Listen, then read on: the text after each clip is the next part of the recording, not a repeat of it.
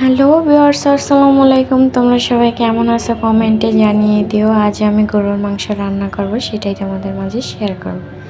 আমি কিভাবে গরুর মাংস রান্না করি। প্রথমে আমি ফ্রিজ থেকে মাংসটা নামিয়ে পানিতে ভিজিয়ে রাখছি বলে করে। এবার মাংসগুলো আমি বেশ কয়েকটা ধোয়া দিয়েছি। ধোয়া আমার এটাই শেষ। আমি মাংসগুলো ধুয়ে পাতিলে উঠিয়ে নিচ্ছি, কারণ এই পাতিলটায় আমি রান্না করব। এরপরে আমি কি মশলা দেব সেগুলো বুঝে নিয়েছি। হলুদের গুঁড়ো দিয়ে দিচ্ছি, কাঁচামরিচ, পেঁয়াজ কাটা দিয়ে দিচ্ছি, আমার মা মাখিয়ে দিচ্ছে সুন্দর করে। সাথে যে দিয়েছি মরিচ, শুকনা মরিচ বাটা, এখানে আছে গরমাই মশলা বাটা, আরও রয়েছে আদা বাটা, রসুন বাটা, জিরা বাটা, সব কিছু একসাথে দিয়ে মেখে নেওয়া হচ্ছে। লবণ দিয়ে দিচ্ছি।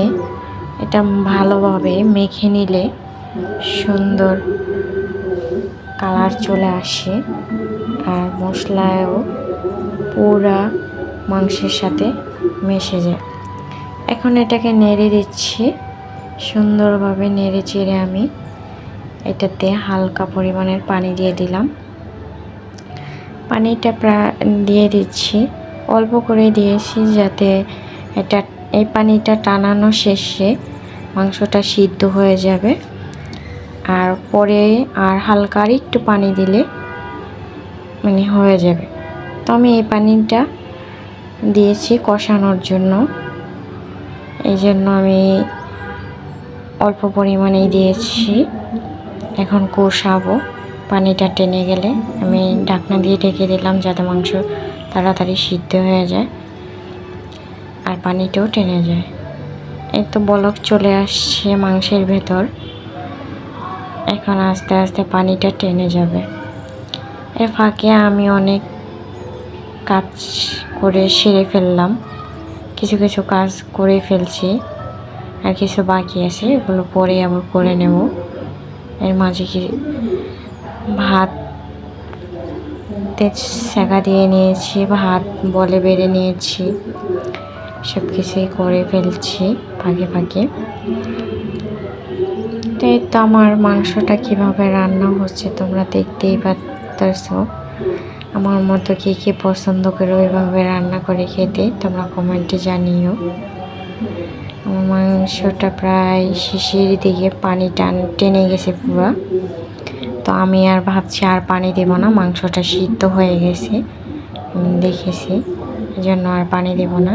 যেহেতু আমি ঝোল রাখবো না, মাখা মাখা করে ফেলবো, তাই আর পানি দেব না। অনেক সময় আমরা দেখা গেছে আলু দেই, তারপরে একটু ঝোল রাখি, তখন দেখা গেছে আর একটু পানি দিয়ে দিই সাথে, ঝোল রাখার জন্য। তো আমি ঝোল রাখবো না, এই জন্য পানিগুলো সব টানিয়ে মাখা মাখা করে নেব। এই পানি প্রায় টেনে গেছে, মাখা মাখা হয়ে গেছে। কালারটাও কি সুন্দর চলে আসছে, লাল লাল কালার হয়ে যাচ্ছে। আমার এই কালারটা খুবই ভালো লাগে। আর এভাবে মশলা মাখা মাখা হলে তরকারিটা খেতে খুব মজা হয়। তোমরা এইভাবে রান্না করে দেখো ভিউয়ার্স, তোমাদেরও ভালো লাগবে। ভিডিওটা ভালো লাগলে অবশ্যই তোমরা আমার ইউটিউব চ্যানেলটিকে সাবস্ক্রাইব করে দিও, এবং আমার পাশে থেকো, লাইক কমেন্ট শেয়ার করে দিও, এবং আমার ভিডিওটা পুরো দেখো এবং আমাকে সাপোর্ট দিও, যাতে আমি সামনের দিকে এগোতে পারি। আমার মতো এমন অনেকেই আছে ইউটিউব চ্যানেল খুলেছে নতুন, তা আমিও